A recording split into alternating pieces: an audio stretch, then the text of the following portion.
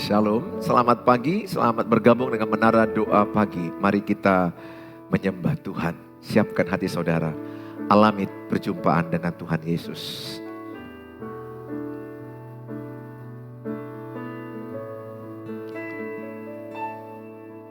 Ku bersyukur buat kasih-Mu menyelamatkan hidupku. Oh Yesus, Tuhan dan Rajaku. Dengan apakah ku balas anugerah-Mu yang ajaib? Biarlah hidupku selalu menyenangkan hati-Mu.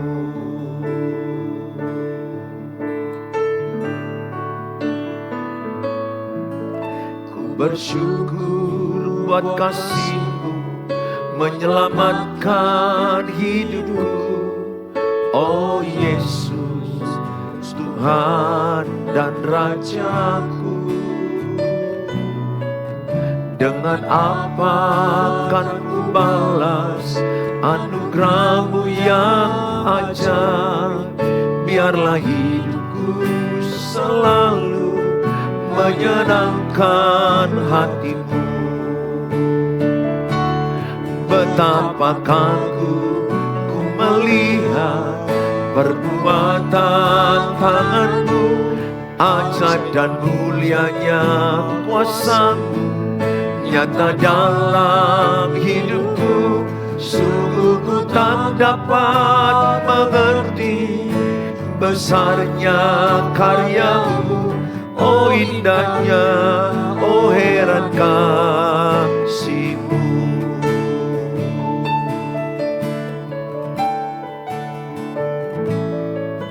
Ku bersyukur buat kasih-Mu menyelamatkan hidupku. Oh Yesus, Tuhan dan Rajaku. Dengan apa akan ku balas anugerah-Mu yang ajaib? Biarlah hidupku selalu menyenangkan hati-Mu. Betapa kagum ku melihat perbuatan tangan-Mu, ajaib dan mulianya kuasa-Mu nyata dalam hidupku. Sungguh ku tak dapat mengerti besarnya karya-Mu. Oh indahnya, oh heran kasih-Mu. Betapa kagum ku melihat perbuatan tangan-Mu, ajaib dan mulianya kuasa-Mu nyata dalam hidupku.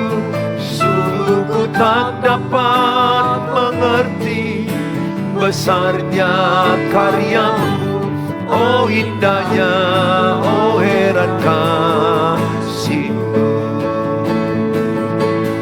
Betapa kagum ku melihat perbuatan tangan-Mu, ajaib dan mulianya kuasa-Mu nyata dalam hidupku. Sungguh ku tak dapat mengerti besarnya karya-Mu. Oh indahnya, oh heran kasih-Mu. Betapa kagum ku melihat perbuatan tangan-Mu, ajaib dan mulianya kuasa-Mu nyata dalam hidupku. Sungguh ku tak dapat mengerti besarnya karya-Mu. Oh indahnya, oh heran kasih-Mu. Sungguh ku tak dapat mengerti besarnya karya-Mu. Oh indahnya, oh heran kasih-Mu.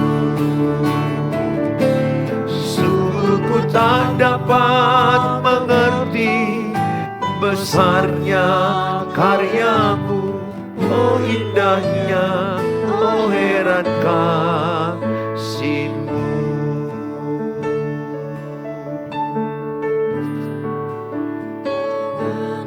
Akan ku balas segala kebaikan-Mu. Segenap hatiku menyembah-Mu, Yesus. Ku bersyukur padamu. Dengan apakah ku balas segala kebaikan-Mu? Segenap hatiku menyembah-Mu, Yesus. Ku bersyukur padamu selamanya.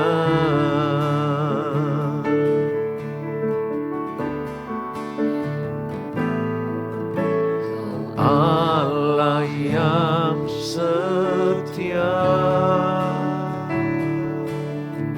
Bapa yang mulia, kasih-Mu besar Tuhan. Kau pulihkan hidupku, Kaulah harapanku, hidupku dalam-Mu. Terima kasih Tuhan, Kau selamatkan hidupku. Dengan apakah ku balas segala kebaikan-Mu? Segenap hatiku menyembah-Mu, Yesus. Ku bersyukur padamu.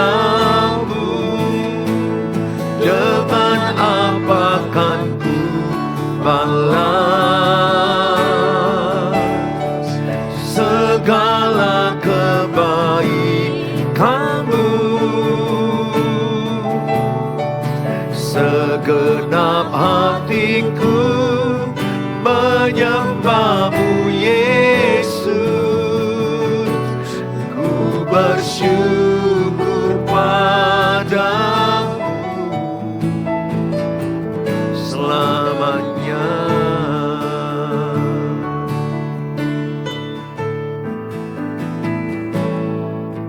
Kau Allah yang setia,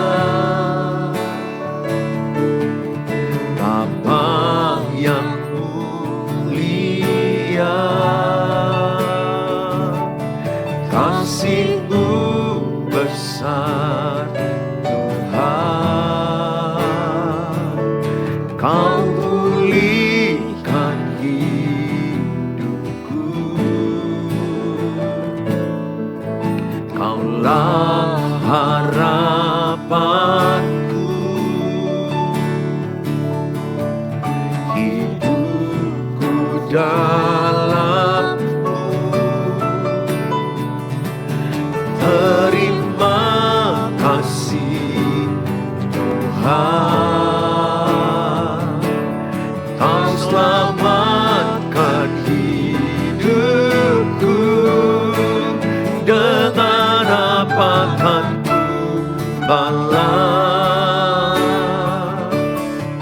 segala kebaikan-Mu?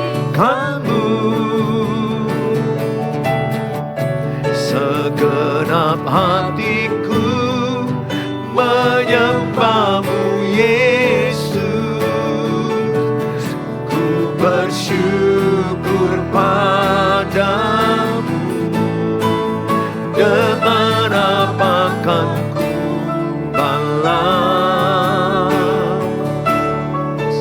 segala kebaikan-Mu.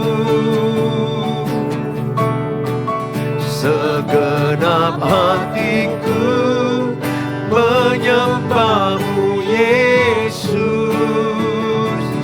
Ku bersyukur padamu. Dengan apa kan ku balas segala kebaikan-Mu. Segenap hatiku menyembah-Mu Yesus. Ku bersyukur padamu.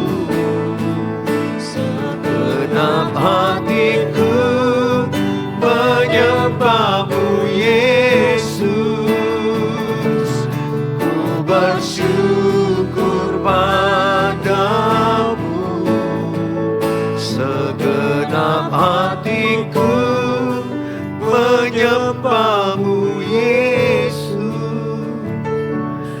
Ku bersyukur padamu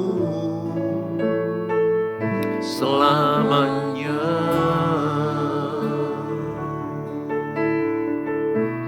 Dengan apakah kami balas Tuhan? Engkau sangat baik. Engkau sangat baik. Engkau sangat mengasihi kami. Kami bersyukur di dalam-Mu. Kami bersyukur di dalam kasih-Mu. Terima kasih Tuhan buat segala pengorbanan-Mu. Terima kasih buat salib-Mu. Terima kasih Tuhan, terima kasih. Segala pujian hanyalah bagi-Mu. Segala hormat hanyalah bagi-Mu. Hati kami bersuka di dalam-Mu. Engkaulah kekuatan kami Tuhan. Engkaulah harapan kami. Di dalam-Mu ada hidup kekal. Di dalam-Mu ada hikmat makrifat. Di dalam-Mu ada ketenangan. Di dalam-Mu ada kekuatan pertolongan. Hanyalah di dalam-Mu. Terima kasih Tuhan, terima kasih. Kami bersyukur buat segala pertolongan-Mu. Kami bersyukur buat segala kebaikan-Mu. Terima kasih Tuhan. Segala pujian, segala hormat, kemuliaan hanyalah bagi-Mu. Terima kasih, terpujilah Engkau, termulialah Engkau. Biarlah setiap lutut bertelut, setiap lidah mengaku Yesus adalah Tuhan, Juru Selamat kami. Terima kasih, terima kasih. Terpujilah nama-Mu Tuhan. Terima kasih Tuhan Yesus. Terima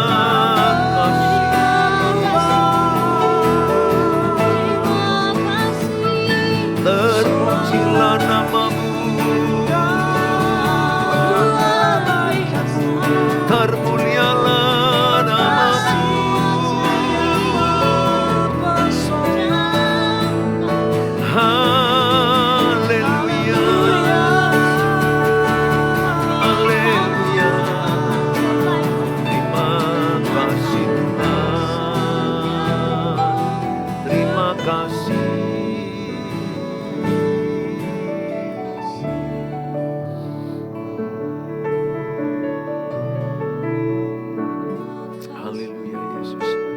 penyertaan-Mu sempurna dalam hidup kami.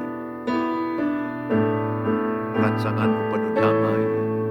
Penyertaan-Mu sempurna, rancangan-Mu penuh damai, aman dan sejahtera walau di tengah badai. Ingin ku selalu bersama, rasakan keindahan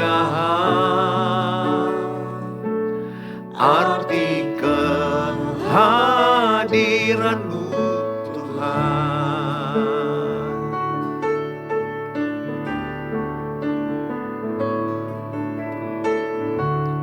Jalan-Mu tak terselami oleh setiap hati kami. Namun satu hal ku percaya, ada rencana yang indah, tiada terduga kasih-Mu, heran dan besar bagiku. Arti kehadiran-Mu selalu nyata di dalam hidupku. Penyertaan-Mu sempurna, rancangan-Mu penuh damai, aman dan sejahtera walau di tengah badai. Ingin ku selalu bersama, rasakan keindahan arti kehadiran-Mu Tuhan. Penyertaan-Mu sempurna, rancangan-Mu penuh damai, aman dan sejahtera walau di tengah badai. Ingin ku selalu bersama, rasakan keindahan arti kehadiran-Mu Tuhan. Penyertaan-Mu sempurna, rancangan-Mu penuh damai, aman dan sejahtera walau di tengah badai. Ingin ku selalu bersama, rasakan keindahan arti kehadiran-Mu Tuhan. Bapa di sorga, kami bersyukur buat waktu yang indah menara doa pagi ini. Berkatilah oleh kuasa Tuhan, oleh kuasa Roh Kudus, bekerja mengurapi acara ini. Dalam Tuhan Yesus, berkati setiap yang menyaksikannya. Dalam Tuhan Yesus kami berdoa. Amin. Shalom, good morning, dimanapun Bapak Ibu berada. Hari ini saya melanjutkan tema mendampingi pasangan yang sulit. Part 2 ya. Jadi bagian yang kedua, saya ulangi kembali sedikit aja bagian part 1-nya. Ada banyak hal dikatakan bagaimana saya harus bersikap terhadap pasangan saya. Dia mengalami banyak kesulitan menghadapi pasangan. Bahkan banyak orang jadi frustrasi menghadapi pasangan. Stres, depresi, gangguan mental. Ada orang yang juga mengakhiri hidup gara-gara sulitnya menghadapi pasangan. Apa yang harus saya lakukan untuk menghadapi dirinya yang sangat sulit? Ini pertanyaan yang banyak sekali. Dan saya juga pernah mengalami ini. Sangat sulit pernikahan ini menurut saya. Tetapi saya mendapat hikmat dari firman Allah. Lewat doa dan pembacaan firman saya dan belajar. Saya mendapat hikmat ternyata tidak sesulit yang saya bayangkan. Kalau mau aja kita belajar, mau aja kita bertumbuh dalam pengetahuan, hikmat dan pengertian, kita akan mampu untuk mengatasi kesulitan. Apakah saya harus bertahan? Banyak orang bertanya, apakah saya harus tetap begini Pak Pendeta menikah dengan dia? Ya, saya bilang sampai maut memisahkan. Hanya kematian yang memisahkan. Bagaimana kalau saya dipukul, dianiaya? Saya anjurkan kemarin bertarak. Boleh kita berpisah tetapi tidak bercerai. Berpisah dalam pendampingan pendeta, pendampingan konselor untuk mengevaluasi diri. Saudara, banyak orang meminta kalau bisa aku berpisah supaya jiwaku tenang, mentalku tenang, mental anak-anak tenang karena menghadapi suami yang sulit. Ada juga suami yang minta pisah karena menghadapi istri yang sulit. Istri yang membuat tekanan mental bagi suami dan bagi anak-anaknya. Apa yang dimaksud dengan pasangan yang sulit? Saya terangkan semalam, jika seorang suami atau istri sering menjadi penyebab pasangannya dan anggota keluarga lainnya menjadi frustrasi. Jadi pasangan itu membuat pasangannya frustrasi. Menjadi terganggu, menjadi marah, kebingungan menghadapinya dan membuat kehancuran dalam keluarga. Itu adalah pasangan sulit. Apabila kau dilakukan itu berulang-ulang, maka lama-lama itu akan menjadi racun. Menjadi racun kepada pasangannya. Berulang-ulang dia menyebalkan, berulang-ulang dia membuat marah, membuat kita kebingungan. Itu menjadi racun dan penderitaan di dalam keluarga. Menjadi racun dan penderitaan di dalam keluarga. Perilaku yang menyakiti suami dan istri, semalam saya terangkan perilaku suami yang bosi, yang merasa bos, ingin dilayani, ingin dilakukan seperti raja, ingin menjadi seorang bos. Itu perlakuan suami yang membuat istri tersakiti. Ada juga perlakuan suami yang membuli istrinya. Ada juga perlakuan suami yang merasa superior. Aku di atas, kamu di bawah. Aku lebih dominan, kamu resesif. Aku yang lebih menentukan. Itu menyakiti hati istri. Ada juga suami yang antisosial.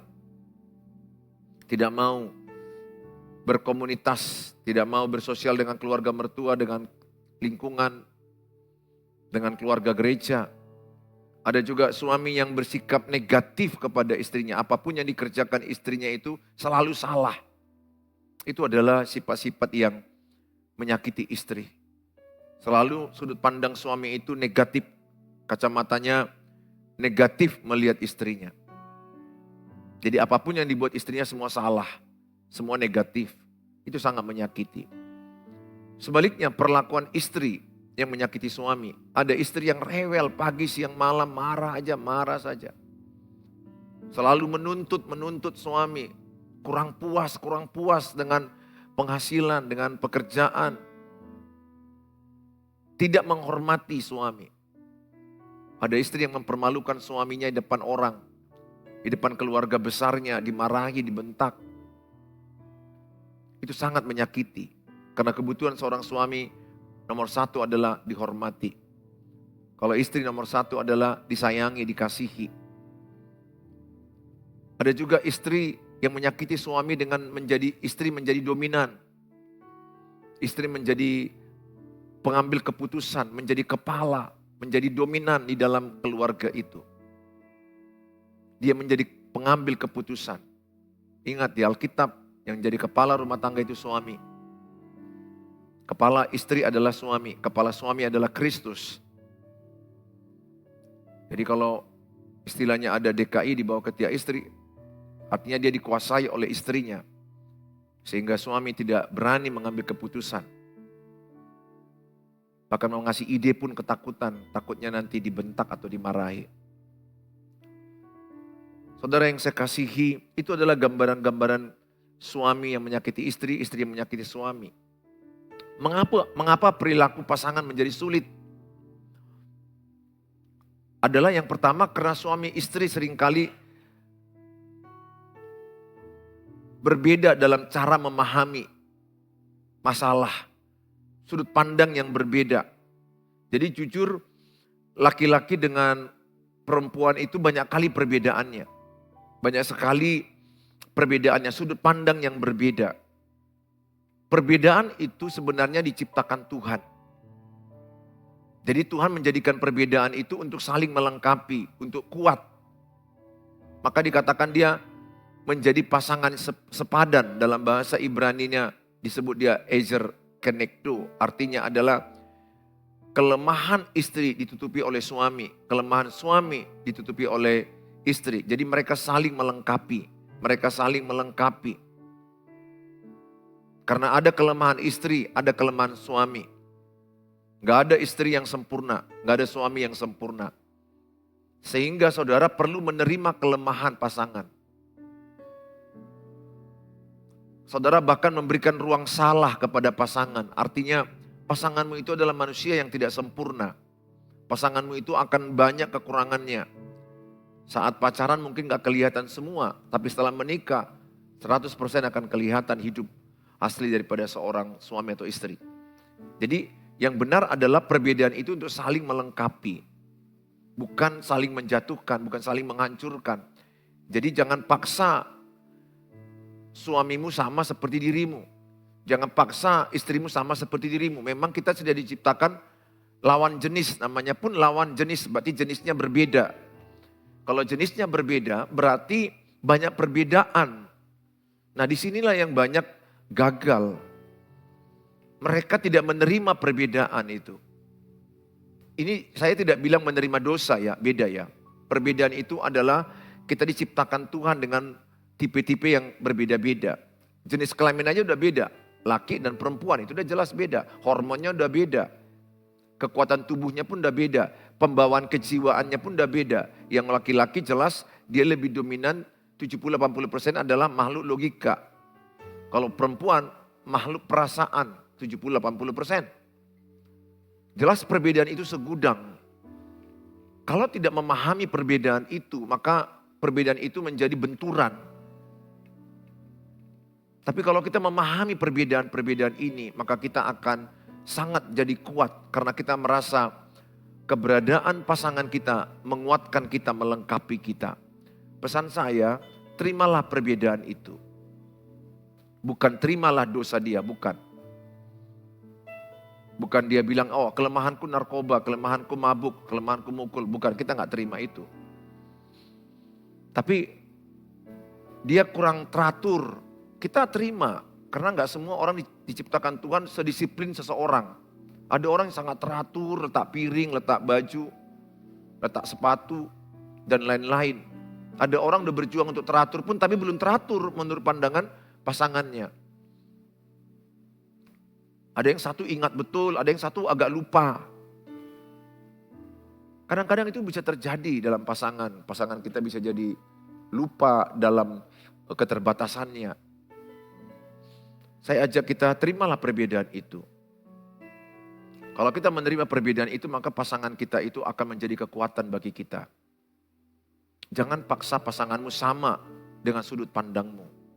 Kalau itu yang kau lakukan, maka itu akan menjadi sulit dalam rumah tanggamu.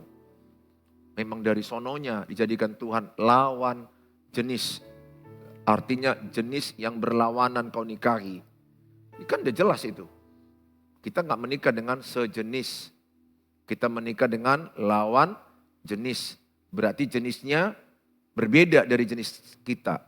Jadi jenis saya dengan jenis istri saya berbeda. Itulah lawan jenis.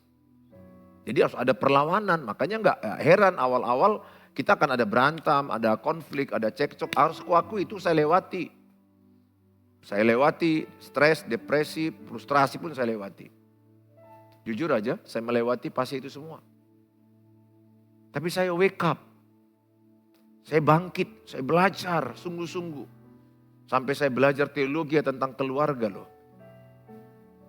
Banyak orang mungkin gak percaya keluarga saya semakin lebih baik dan lebih baik. Mungkin mereka melihat kami pernah berantem, hancur, bahkan mau cerai. Tapi saya tidak perlu membuktikan sama semua orang. Saya merasakannya sendiri bagaimana ketika saya diangkat Tuhan dari kehancuran. Bangkit menata ulang. Saya bilang sama Tuhan, ubahlah saya. Bukan saya bilang lagi sama Tuhan, ubahlah istri saya. Yang sering sekali yang salah itu adalah ketika saya mengatakan, Tuhan ubahlah istri saya. Dan istri saya bilang, ubahlah suami saya. Kacau jadinya. Sudut pandang seseorang dalam menghadapi masalah, kalau masih melihat kesalahan suami, betul ada kelemahan suami. Tapi ingat, ada juga kelemahanmu, ada kesalahanmu sebagai istri. Tapi kalau seorang istri terus bicara ke saya, suami saya begini Pak, suami saya begini Pak. Ini tidak akan pernah siap. Kalau ibu konseling ke saya, keluarga saya yang di YouTube, kalau ibu konseling ke saya dengan berkata, suami saya begini, suami saya begini. Saya langsung bilang, yang konseling itu ibu ke saya. Jangan sebut kelemahan suami. Cerita sedikit boleh. Tapi ibu harus bilang, ini kelemahan saya Pak, ini kelemahan saya. Apa yang perlu saya ubah? Pernikahan kami seperti ini, secara gamblang. Nah, ini orang yang mudah ditolong. Ini orang yang mudah diobatin. Ini orang yang mudah dipulihkan pernikahannya. Apa yang harus saya ubah Pak? Tapi kalau ada orang yang sering ya, dari 10 misalnya Pak, keluarga konseling yang sama saya, pasangan, seorang istri, itu bisa saya bilang 8 atau 9 selalu suamiku begini kekurangannya, suamiku begini kesalahannya, suamiku begini. Wah, saya dengar setengah jam, 1 jam. Waduh, dalam pikirannya pokoknya kesalahan suaminya lah semua. Rumah tangga mereka hancur, dalam pikirannya suamiku semua salah. Wah, kalau udah begitu saya berpikir, saya dengar aja karena memang ibu itu kalau udah sesak napas, biarlah emosinya juga terlampiaskan dan saya dengar. Saya minta Roh Kudus menguatkan saya mendengar keluh kesah keluarga saya yang di YouTube, di Facebook. Saudara, selagi saudara masih lihat kesalahan pasanganmu, selagi fokusmu kepada kekurangan kesalahan pasanganmu, maka masalahmu tidak pernah selesai. Bahkan saya katakan akan lebih sulit 2 kali lipat. Di manakah saya menang dengan pernikahan saya, termasuk mendidik anak saya, termasuk mengembalakan jemaat. Saya tidak berfokus kepada kekurangan istri saya lagi. Saya tidak lagi berfokus kepada istri saya supaya berubah. Saya tidak lagi berfokus kepada kekurangan anak saya. Saya tidak berfokus lagi kepada kekurangan jemaat yang saya gembalakan. Tepatnya, saya tidak mau berfokus kepada kekurangan orang lain. Saya pribadi yang mau berfokus mengubah kekurangan saya. Kalau saya lakukan itu dimanapun saya berada akan damai. Itu yang bisa saya lakukan. Dan saya melihat pernikahanku better and stronger. Saya melihat anak-anakku juga better and stronger. Jemaat yang saya gembalakan juga better dan stronger. Dan dimanapun saya diletakkan dalam melayani atau memimpin, selalu saya melihat jauh lebih baik dan lebih kuat. Kenapa? Karena saya berfokus kepada perubahan hidup saya. Apa yang bisa saya lakukan? Apa yang bisa saya ubah? Itu yang bisa saya ubah. Saya tidak bisa ubah orang. Ibu gak bisa ubah orang lain. Ibu gak bisa ubah siapapun. Bapak gak bisa ubah istrimu. Bapak gak bisa ubah anak-anakmu. Jadi berhentilah minta menuntut perubahan orang lain. Letih dan lelah. Kasihan engkau Hayati. Letih sekali. Kau berharap suamimu yang terus berubah. Jangan ya. Bilang sama Tuhan, apa yang bisa harus kuubah. Maka engkau akan lihat taburan perubahanmu akan membawa perubahan suamimu dan anak-anakmu. Ya, Tuhan selalu pakai lewat perubahan seseorang akan ada perubahan lingkungannya. Jadi berfokuslah kepada perubahan pada diri sendiri. Nah saudara, yang kedua seringkali masalahnya tidak adanya kemampuan keterampilan dalam mengatasi masalah. Keterampilan itu perlu dilatih dalam Amsal 24 ayat 3 dan 4 dikatakan. Untuk membangun rumah tangga atau membangun keluarga dibutuhkan hikmat, dibutuhkan namanya kepandaian, dibutuhkan namanya pengertian. 3 ini pilar dalam rumah tangga. Gak mungkin kita pandai kalau gak belajar. Saya pun gak mungkin pandai. Ini materi yang saya sampaikan ke ibu dan bapak kan itu adalah yang saya pelajari. Di seminar, di kuliah, saya belajar dari kegagalan saya belajar dari kegagalan orang lain. Saya nonton YouTube. Banyak yang saya lakukan dalam pembelajaran. Kepandaian saya upgrade terus. Sehingga saya belum sempurna memang, tapi saya paling tidak level up. Belajar terus, belajar. Bagaimana parenting yang benar, bagaimana mendidik anak umur 12 tahun ke atas. Saya belajar, saya baca buku, saya belajar, saya baca buku. Saya cocokkan dengan pengalaman saya dapat klik. Ini rumusnya. Menghadapi istri, bagaimana saya belajar supaya berhenti pertengkaran. Saya belajar, klik, berhenti pertengkaran. Kenapa? Karena saya upgrade diri. Gak ada orang pandai gak belajar. Semua orang akan pandai kalau dia mau belajar. Oleh karena itu, belajarlah jadi suami yang pandai. Belajarlah jadi istri yang pandai. Belajarlah jadi ayah yang pandai, ibu yang pandai, mertua yang pandai. Belajarlah menjadi orang tua yang pandai. Belajar. Belajar itu bisa duduk di kuliah, bisa informal melalui seminar, atau otodidak melalui YouTube, baca buku. Banyak, di mana ada kemauan, di situ ada jalan. Di mana tidak ada kemauan, di situ banyak alasan. Oleh karena itu saya mengajak Bapak Ibu, ayo upgrade diri untuk punya keterampilan yang lebih baik lagi. Nah saudara saya kasihi, masalah pernikahan terjadi jauh sebelum menikah. Kalau dilihat dari tabel ini, ada pohon. Saudara lihat dalam tabel ini ada pohon. Masalah pernikahan terjadi jauh sebelum menikah. Pertama, tidak kenal asal pasangan. Kita nggak kenal, kita nggak punya waktu mengenal pasangan. Asalnya, bagaimana dia dibesarkan dari keluarganya, dari masa kecilnya sampai dia besar, bagaimana dia ditempah temperamennya, emosinya, kepribadiannya. Jadi sebenarnya masalah pernikahan sudah ada sebelum menikah. Miskin teladan pernikahan orang tua. Banyak orang tua yang tidak memberikan teladan bagaimana menikah yang baik. Saya bilang sama Tuhan, izinkan di sisa waktu hidupku ini mengejar ketertinggalanku yang lalu, mengejar kesalahanku yang lalu, supaya aku memberikan teladan kepada anak cucuku.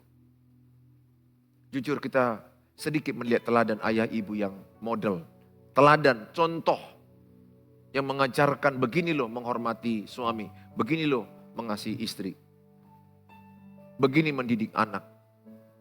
Sangat sedikit model itu. Sehingga kasihan anak-anak itu akan menyontoh yang salah dari mana yang dia lihat dari film, dari drama yang dia lihat, dia ulangi. Atau dari orang tua, pernikahan orang tua yang cekcok itu yang dilihat dan diulanginya dan dibawanya dalam pernikahan. Ada banyak anak-anak mengalami luka masa kecil, masa lalu. Sehingga dia tidak utuh, dibawanya itu dalam pernikahannya. Luka itu dan akibatnya hancur. Harus sembuh dulu luka kita. Berdamai dengan masa lalu, mengampuni masa lalu. Sehingga ketika engkau masuk menikah, engkau tidak melukai pasanganmu. Saya sedih melihat, ya termasuk saya juga mengalami itu. Luka saya bawa, luka istri saya dia bawa, kami juga saling melukai. Saya segera kejar ketinggalan saya minta Tuhan sembuhkan saya. Puji Tuhan, saya merasa Tuhan sembuhkan saya. Sehingga saya tidak lagi melukai istri saya dan anak-anak saya. Saya ajak sama saudara, sembuhlah dari luka masa lalu, supaya engkau tidak melukai pasangan. Minimnya pengetahuan dan skill pernikahan yang keempat. Kurangnya skill. Skill itu adalah keahlian, kemampuan. Seperti orang skill untuk montir, dia harus berlatih di bengkel. Supaya dia skillnya mantap. Baik skill masak, baik itu perlu latihan.